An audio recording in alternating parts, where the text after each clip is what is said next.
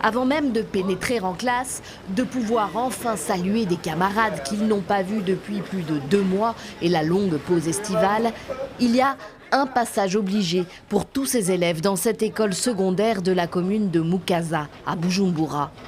Le lavage des mains. Les encadrants veillent.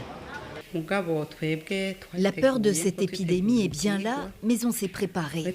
Vous voyez, même si nos élèves sont externes, après les grandes vacances, ils ne peuvent pas s'empêcher de s'embrasser pour se saluer. Mais nous leur avons donné des orientations. Il y a des kits de lavage. Nous leur avons demandé de garder une distance physique, de ne pas se toucher, comme l'État nous l'a recommandé. Des gestes barrières nécessaires pour enrayer la progression du virus Mpox, mais qu'il est parfois difficile à mettre en place à cause des coupures d'eau ou de la jeunesse de ces adolescents qui ne prennent pas toujours la maladie au sérieux. Certains n'y croient pas à cette épidémie, mais moi j'ai déjà vu une personne qui souffrait du Mpox et ça fait peur. J'ai vu des boutons sur son corps, il souffrait beaucoup. J'ai eu peur et je n'ai pas pu rester tout près de lui.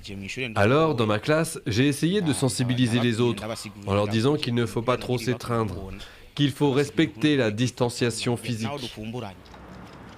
Autre école, même quartier et même tranche d'âge pour ces élèves qui, eux, sont internes.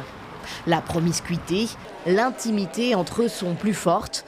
Alors la direction de l'école tente de limiter les contacts avec le monde extérieur.